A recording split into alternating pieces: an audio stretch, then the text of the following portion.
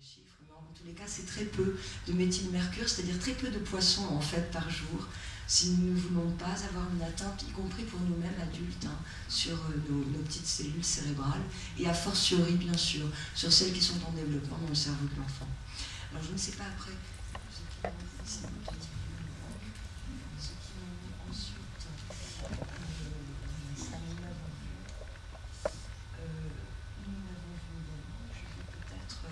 m'attarder sur elle et peut-être conclure parce que l'heure tourne, je le vois, et je vais tenter de faire très vite, de finir, c'est ça?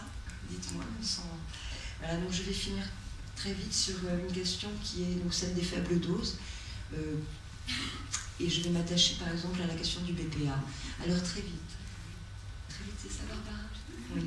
Donc le BPA en 93, nous avions 1993.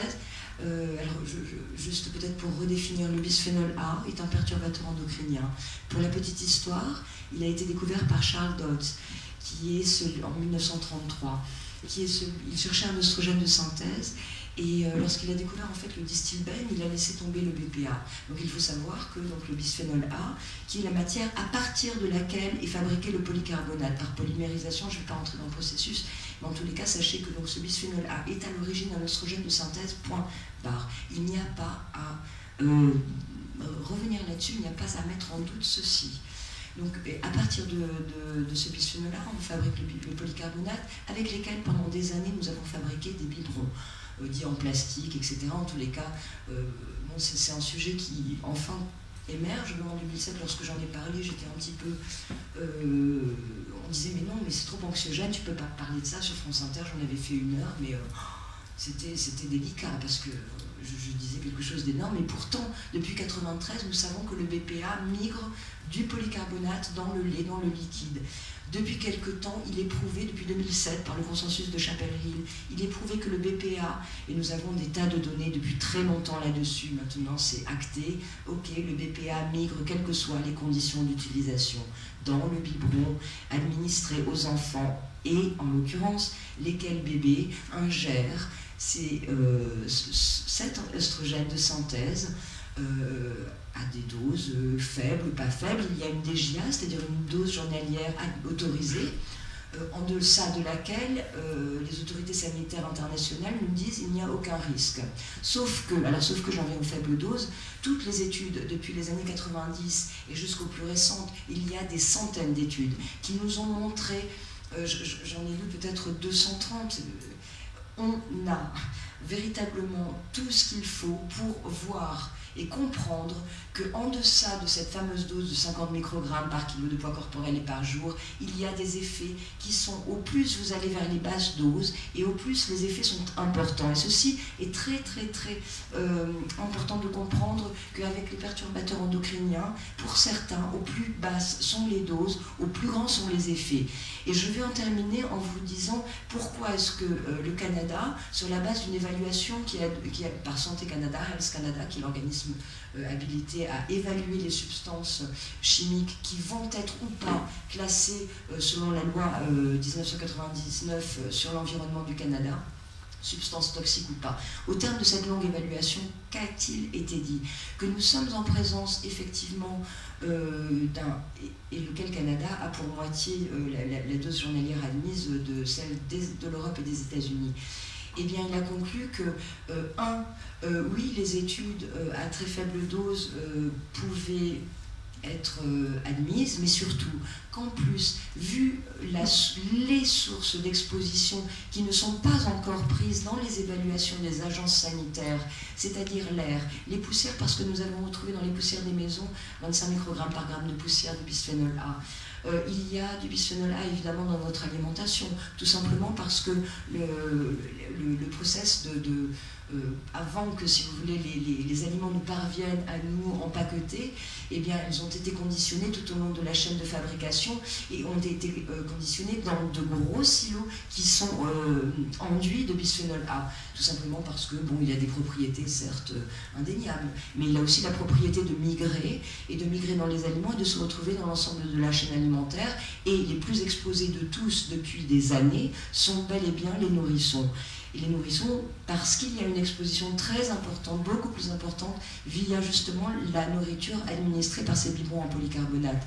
Et donc, compte tenu de l'incertitude qu'il y avait, vu les multiples sources d'exposition au BPA qui n'étaient pas prises en compte par les agences sanitaires qui avaient conclu que non, il n'y avait pas de souci en deçà de 50 microgrammes par kilo de poids corporel par jour, eh bien, ils ont conclu que oui, le BPA était désormais, et ça, la décision est tombée le 18 octobre 2008, le BPA est une substance toxique. La première décision prise par le Canada a été d'interdire le biberon, vous le savez certainement, de vente, d'importation sur le territoire canadien. Depuis 2006, il faut savoir que plusieurs villes comme San Francisco avaient bien sûr interdit la vente pour les moins de 3 ans de tout objet qui contenait du bisphénol A. Voilà.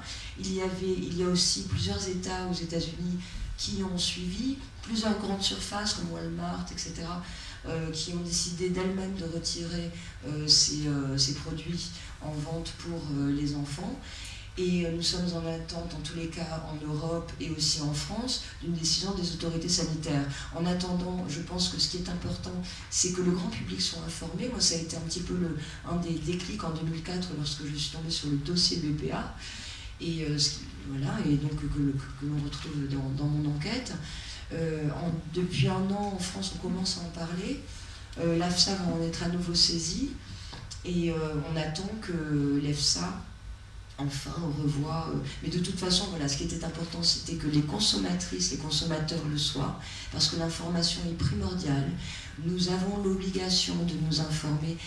J'ai l'obligation d'essayer d'informer, de faire passer l'info, et parce que sans cela, nous sommes un petit peu à la merci des décisions des autorités sanitaires, lesquelles parfois traînent les pieds véritablement avant de prendre. Là, pour le coup, il ne s'agit plus de principe de précaution. Principe de précaution, c'était il y a 20 ans qu'il aurait fallu le prendre, dès les premiers signes, dès qu'il y avait du feu, enfin, dans tous les cas de la fumée, il y avait forcément non, mais en tous les cas, il y avait de la fumée, donc qui indiquait peut-être qu'il y avait le feu quelque part, et qu'il était temps d'intervenir. Maintenant, il s'agit bien d'un principe d'urgence à prendre comme décision, donc le retrait de cette substance chimique, y compris dans les plastiques alimentaires, bien sûr, parce que les femmes enceintes exposent aussi le fœtus au BPA, qui est un perturbateur endocrinien, puisque c'est un oestrogène de synthèse.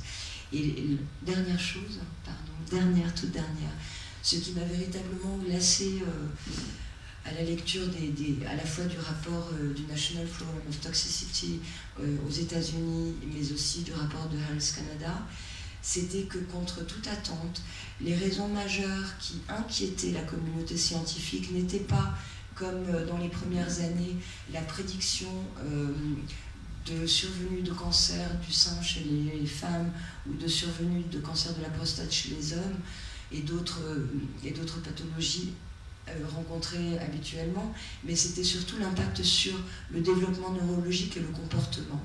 Parce que on s'est rendu compte que de plus en plus de données faisaient état d'hyperactivité et de troubles du comportement chez l'ensemble des animaux de laboratoire qui avaient été soumis donc, à différents tests. Et nous avons une littérature absolument effrayante en termes de dimension. Enfin, sur ces sujets-là. Donc c'est cette atteinte neurologique sur le comportement qui est la plus inquiétante, et c'est ce point-là qui a motivé à la fois l'interdiction au Canada aussi au niveau de l'impact et qui a inquiété le National Program of Toxicology aux États-Unis. Et tout cela est connu, vous pouvez aller sur les sites et lire tout ça. Voilà. Je vous remercie.